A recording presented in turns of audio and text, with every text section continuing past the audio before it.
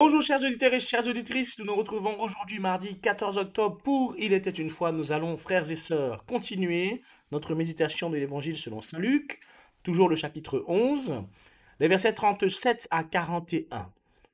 En ce temps-là, pendant que Jésus parlait, un pharisien l'invita pour le repas de midi. Jésus entra chez lui et prit place.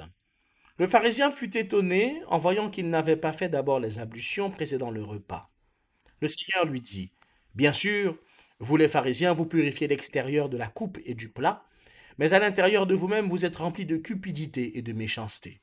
Insensé. Celui qui a fait l'extérieur n'a-t-il pas fait aussi l'intérieur? Donnez plutôt en aumône ce que vous avez, et alors tout sera pur pour vous. Frères et sœurs, aujourd'hui le Seigneur nous questionne sur notre rapport entre la vision extérieure de chrétien que nous donnons et la vie intérieure de chrétien que nous avons.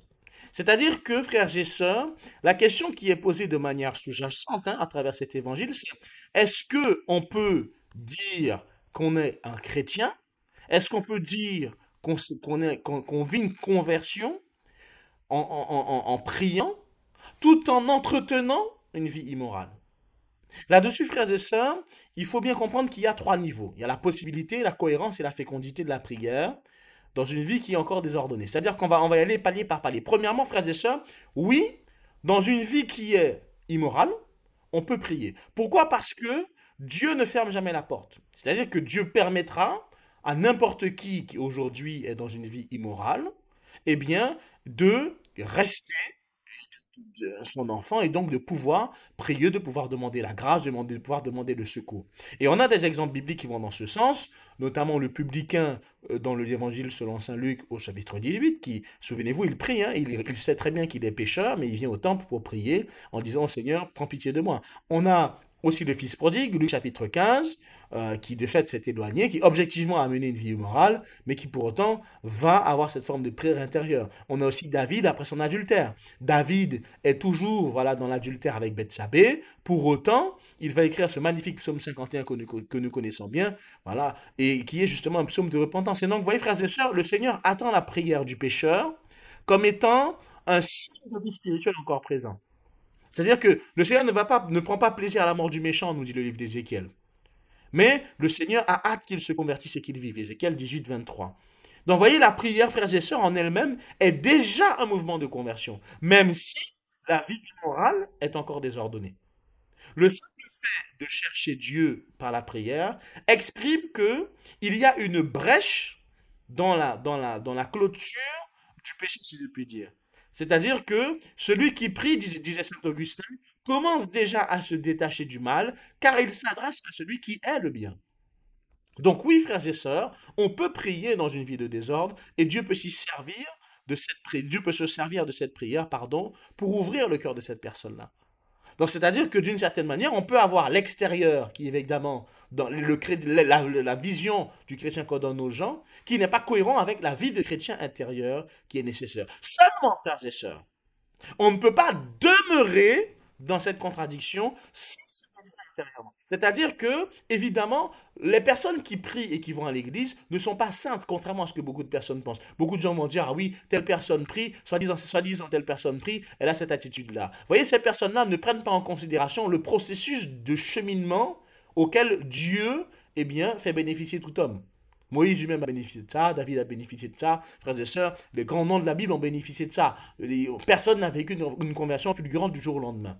Seulement, il y a une tension entre la prière et le péché volontaire. C'est-à-dire qu'il y a une tension entre le chrétien que je montre aux gens et le chrétien que je suis. Et cette tension-là, elle ne doit pas perdurer, parce que si elle perdure, elle va conduire soit à une prière qui va, entre guillemets, qui va être vraiment mensongère, c'est-à-dire que la prière de la personne ne sera pas sincère parce qu'elle va continuer sa vie immorale, soit la personne va cesser de prier parce que sa vie immorale va prendre le pas sur sa vie de prière. Donc, voyez, frères et sœurs, comme nous dit hein, Matthieu 6, 23, hein, Matthieu 6, 24, pardon, nul ne peut servir de maître à la fois. C'est-à-dire que tu ne peux pas dépeindre une image de chrétien que tu n'as pas dans ta vie intérieure.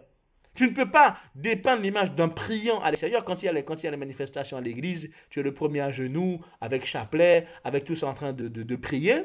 Alors que intérieurement, tu n'es pas du tout dans cette dynamique de relation avec Dieu de manière quotidienne. Mais quand il y a des mondes, tu montres que tu es celui qui prie. Donc, vous voyez, frères et sœurs, il est important de bien comprendre que cette tension-là, elle peut conduire, comme je vous l'ai dit, soit à ce que la vie morale engloutisse la vie de prière de la personne et donc qu'elle arrête de prier, ou soit que la personne finalement vive dans cette espèce de dualité mensongère avec Dieu.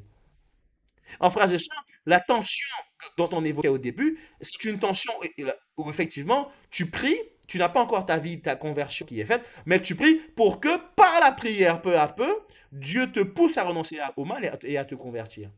C'est ce qui distingue le fameux oui que je disais au départ du non que je dis maintenant.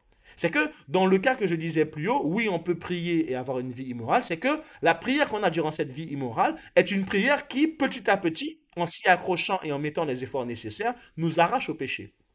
Or là, le nom que je donne, c'est que on ne peut pas demeurer éternellement dans cet état-là, encore une fois. La prière que l'on doit faire doit être le signe et le gage de la vie intérieure, mais aussi de la vie extérieure que nous allons mener. Et souvenez-vous, hein, Isaïe chapitre 1, verset 15, quand vous étendez les mains, dit le Seigneur, je détourne mes yeux parce que vos mains sont pleines de sang.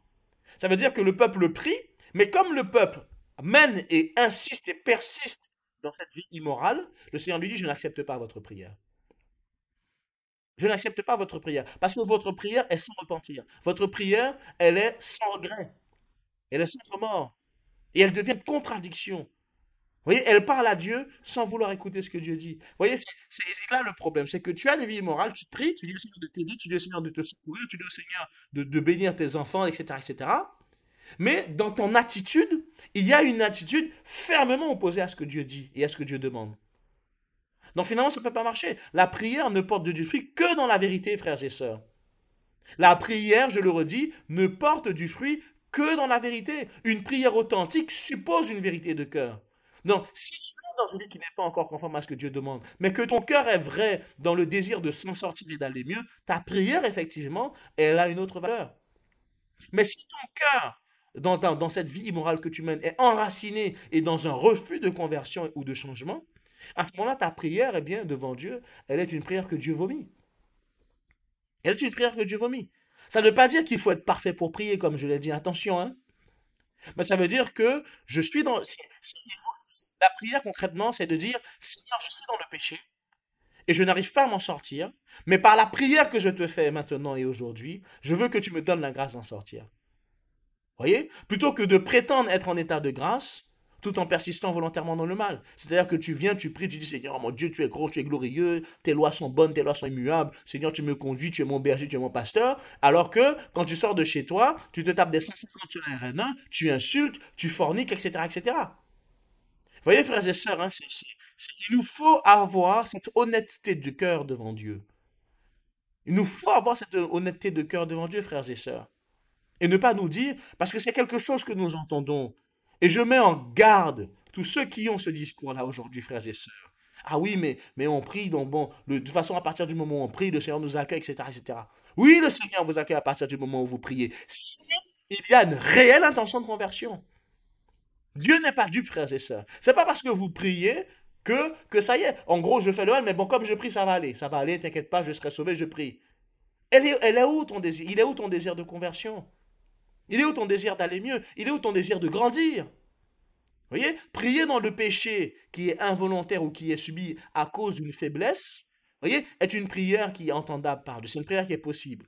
Prier dans une vie où le péché est reconnu et combattu, mais pas encore totalement vaincu, oui, est une prière qui est possible. Mais prier dans un péché qui est volontairement entretenu, dans un refus de changement, dans un refus de conversion, alors là, frères et sœurs, non, votre prière n'est pas féconde. Non, votre prière n'est pas féconde. Elle frôle même, elle frôle. Elle est même, frères et sœurs, je dirais même, elle est même dans un registre qui est de celui de l'hypocrisie. Où je prie, où je demande au Seigneur de m'éclairer, je demande au Seigneur de me guider, mais finalement, je n'ai aucun désir de réellement écouter ce qu'il va me dire. J'ai aucun réel désir de changer. Alors, frères et sœurs, voilà, comme le Seigneur le dit donc à,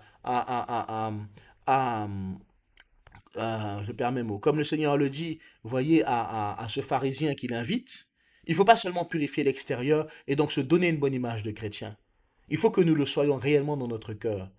Et pour ça, frères et sœurs, il nous faut avoir cette cohérence entre notre vie de prière et notre vie de chrétien. Et inversement, entre la vie de chrétien que l'on dépeint au monde et la vie de prière intérieure que nous avons avec Dieu. Que le Seigneur nous accompagne tous, frères et sœurs, dans la mise en conformité de ces deux points-là de notre vie. Au nom du Père, et du Fils, et du Saint-Esprit. Amen.